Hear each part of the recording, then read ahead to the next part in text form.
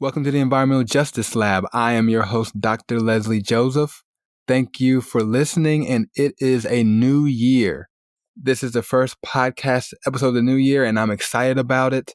A lot of new things are coming your way, and I can't wait to share what's going on with you. But for this first episode, for these first few episodes, I want to focus on the language of justice. If you follow me on YouTube, you would have seen a little video about that initially, kind of just getting my thoughts out there, but we're going to dive deeper into it on the podcast. And so I'm really excited about that. We got a lot to talk about because the way we talk about the issues, the way we talk about the people impacted, it needs to change. We have to do things differently. And so we're going to start talking about it. And my guess is we'll be talking about it all month long. So it's going to start here today. Stay tuned. This is the Environmental Justice Lab.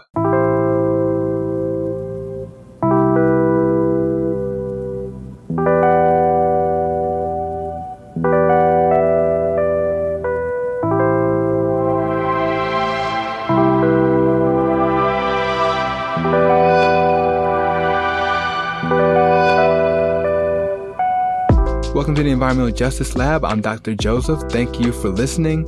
And I just want to introduce the next series of episodes we're going to be doing on the podcast. And I'm calling it The Language of Justice because I firmly believe that we could talk about these issues, talk about the people impacted in more effective, more helpful ways. I started thinking about this when I started the podcast because I remember back a couple of years ago, we were breaking heat records. We were breaking temperature records all across the globe. And when people were talking about climate change and talking about climate change impacts, they were talking about these kind of global, wide-ranging effects that we would all feel. And what I started to think about was the idea that certain people are going to feel those impacts differently.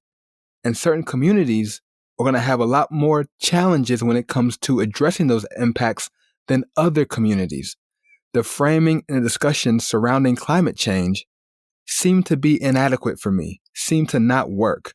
And so I wanted to start this podcast and look for other podcasts so we could have the right kind of discussion about these issues and frame it in a way that I think is more helpful and more appropriate and more consistent with what's actually happening on the ground in these different places. And so the Environmental Justice Lab was born at that point. And I keep trying to make sure that when we talk about certain issues, that we frame it properly and that we speak about it in helpful ways. And so I want to just really step back in these next few episodes and do that and think about that. And so this one's going to be just an introduction, just kind of broadly talking about it. And then we'll get into some specifics later on in other episodes following. But just think about it for a second. So when you think about people who talk about wanting to make a change, wanting to fight for justice, who want to talk about improving lives for people who are vulnerable, think about the language that we use. We say things like marginalized communities. We say things like vulnerable populations. We say things like underserved areas. You know, when I was growing up, it was all about the inner city, right? We were always trying to help inner city youth, inner city communities. And that's all we talked about. That's all we seem to care about in terms of helping people or, you know, everybody's favorite, the less fortunate. You know, we should help those who are less fortunate. And that's fine. And I don't want to make it seem like it's wrong to do those things because it's not wrong. It's not wrong to help somebody whose fortunes are less than yours. We should all be doing that. We should all be working towards lifting up people who need extra help, extra assistance, and extra resources to get them from one place to another. You know, we call that charity, benevolence, philanthropy. That's fine. But don't confuse that with justice. That's not justice. Justice is when you are correcting a wrong that has been perpetrated on a group of people simply because of who they are. That is justice. You're trying to fix what's been broken. You're trying to correct what's wrong.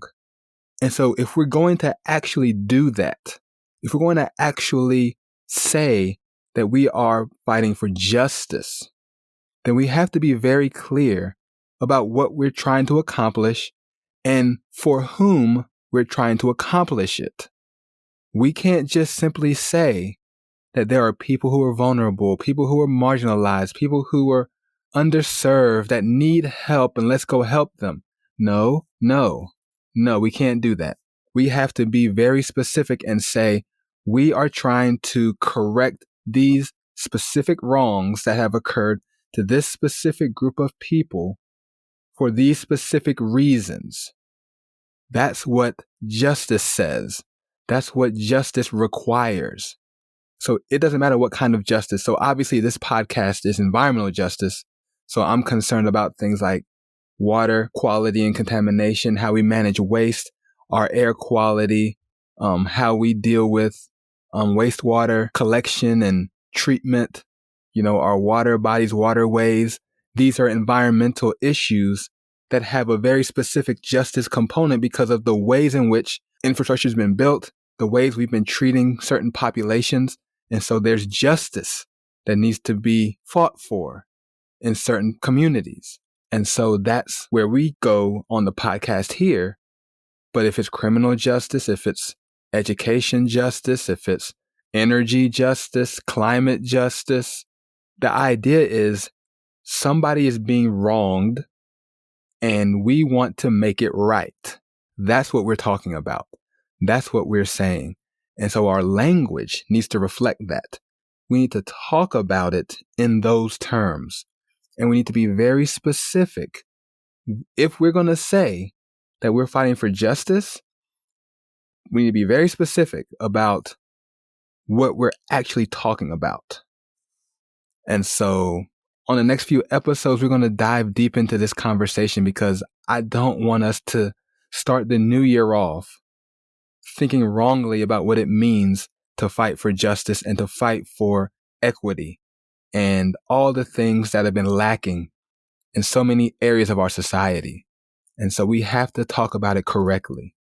On the next episode, I'm hoping to really dig into the way we talk about race and ethnicity, because there are people who have been specifically marginalized and made vulnerable by different policies, different practices, and different attitudes towards them. Clearly you understand, or maybe you don't, but clearly we can recognize that indigenous populations didn't end up the way they are today, being relegated to very small plots of land, fighting for clean air, fighting to protect their water just by chance. No, they've been systematically and deliberately pushed to the margins and grossly mistreated. And that is why they're fighting for environmental justice.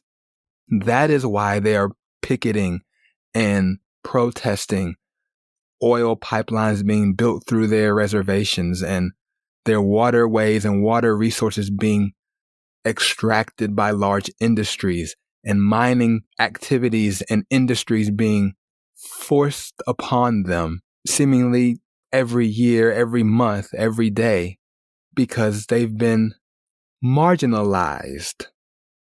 And so if we're going to talk about fighting for justice in that arena, then we need to be very specific.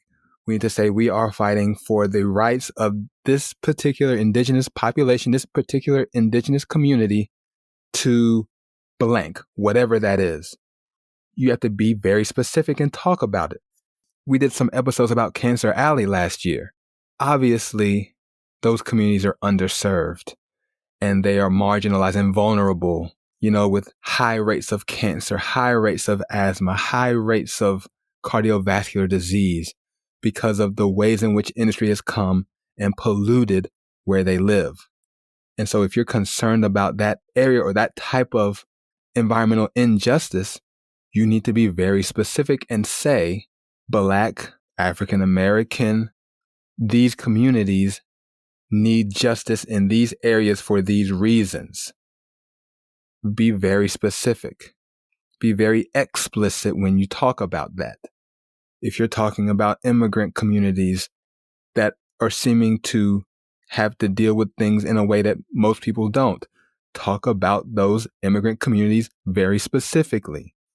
Talk about them in ways that make us understand exactly what you're fighting for and what you're fighting to accomplish. That's what we have to do. We have to change our language around these issues so we identify who those people are. And that's just on one end, just talking about the people in general. What about the things you want to see that are done differently?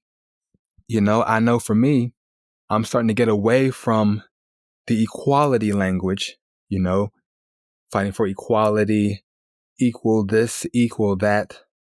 I'm trying to talk more about equity and being equitable.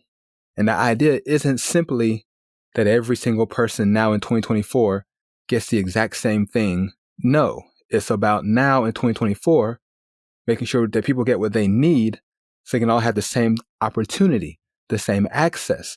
And it's not always the same. It's not always the same. One good picture that I remember seeing, I don't know who posted it, but it was a picture of 3 people looking over a fence. And one person was tall enough to see over the fence. Another person was kind of halfway up. Another person was very, very short and couldn't see at all. And so they talk about the difference between equity and equality. And the person that posted it said, look, equality would be giving everybody the same size ladder to see over the wall. And so you give the person who can already see over the wall that tall ladder. So he's standing way above the wall. You give the next person that same ladder. He can see way above the wall also. And then that third person can barely see over the wall because they have the same size ladder. So now they all see. That's not how that works. The idea is you give people the ladder that they need so they can each see over the wall. So the first person can already see over the wall. He doesn't need a ladder. Don't give him one. He doesn't need it. He can already see. He already has that opportunity. He already has that access. He doesn't need it. The second person, they're close. Not quite. You give them a small step ladder. A couple of steps up. Okay, now you can see. Good. That other person who's way down, who can't see much at all, you give that person the tallest ladder so he or she can also see over that wall. And it's the same thing when it comes to any other issue. Access to education, access to clean water, access to sanitation, access to any of these resources that we need to have very specific, targeted, equitable approaches to ensuring that people have what they need. And so it's not about giving every single community, every single state the same amount of money for a particular issue. You go in and who needs the help, who needs the resources, you target it toward those individuals, toward those communities, those organizations, and you have equity. So now we all have clean water. Not that we all have a certain amount of money and we just go about our business with it. We need to make sure we're equitable. That's another thing. We'll talk about that in some other episodes too. Another thing I want to really dive into is this whole idea of framing the problem and framing the solutions. It's interesting. My wife talks about this all the time. She's a counselor, so she's all about making sure you frame things properly, that you talk about things in responsible, appropriate ways that show the full scope of the issue, the scope of the impacts, and the scope of the responsibilities associated with it. And so when you think about things like climate change, water quality, you think about dealing with heat, you think about dealing with food, access and security. How are we talking about these problems? Think about the food issue. If I said, there are people in America or people around the world who lack access to food and are experiencing food insecurity, and we should help those who are experiencing that. Well, it's true, but the framing doesn't help us get to a solution and doesn't tell us who the people involved are that are responsible or who contributes to this condition of food insecurity, right? So if you actually go to a neighborhood that's food insecure, why are they food insecure? What has happened that has led to a condition of food insecurity in that area? That's the real question. People aren't just bystanders. They're not just, hapless non-actors. People are doing things and enacting policies and spending money in ways that are contributing to the impacts of these issues and to the scope of the problem. And so if it's any kind of issue, we have to frame it properly and we have to give it the context that's needed for us to understand A, how we got here, B, how the people who are here got here, because remember, those populations are not random, right? These are very specific marginalized types of populations, whether they're Black communities, Latinx communities, indigenous communities, immigrant communities, rural communities. These communities are not by chance in these situations that they're in. Something has happened that has led to this reality for them. And we need to know what that is and understand it in a way that helps us get to a solution. We have to change the way we talk about these things, change the way we frame and discuss these types of issues. And I would argue that you can do this with any issue, anywhere. If you feel like there is an economic deficit in a community, well, why is that? Who's responsible for it? And what could be done to address it in ways that are equitable, right? If there's an education issue, if the schools are underperforming, why is that? Is it because the teachers aren't smart? Because the students don't work hard? Because they don't know how to read and write? I'm sure it's not. It's because of the funding mechanisms and the ways in which those schools are supported or not supported that has led to that. And so if we frame it in those ways and understand those types of issues and considerations, then we can talk about true justice for those communities, for those individuals, for those institutions, and for those areas. That's what it takes. We have to change the way we talk about any kind of issue of justice. And we have to make sure that we talk about it in ways that are very specific, very targeted, and very clear to the listener. Don't be afraid. It can be frightening to single out a community and say, look at how they're being treated. That shouldn't happen. We should do something. You should do something as an elected official. You should do something as the mayor for this community specifically. It's much easier to say, hey, let's help the underserved. Hey, let's fight climate change.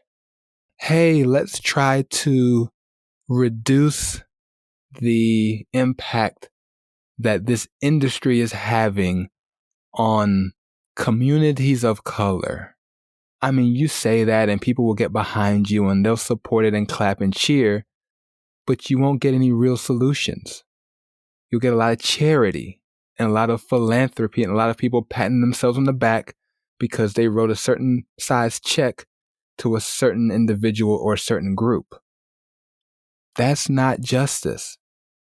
Justice is going in and saying, no, the ways in which we've been engaging this Black community, this Latin neighborhood, this group of people is wrong, and we need to fix it so that their experience will be the same as everyone else's experience in that city or in that state or in that country. That's what needs to happen. And it starts with us as the activists, the advocates, the researchers, the practitioners, the professionals speaking about these things in ways that demonstrate that we understand what the true nature of the issues are and what the real problems are and how we got there, and speaking about it in those terms. That's what it takes. And so we're going to spend, hopefully, the rest of this month into the next month talking about how we talk about justice, how we frame our discussion around issues of justice, how we talk about the people who we want to see experience this justice. That's what we're going to do. I hope you stay tuned. I hope you're having a good new year. I hope that as you enter into 2024, you got some big dreams and big goals of making big changes around the world, because we're fighting for it. We're talking about it. I think we have a lot of momentum from last year. We can push it forward and continue to fight the good fight for environmental justice where I am, where you are, and all around the world. And so thank you for listening to this episode of the Environmental Justice Lab. I am Dr. Joseph. We are for the people and for the planet. See you next time.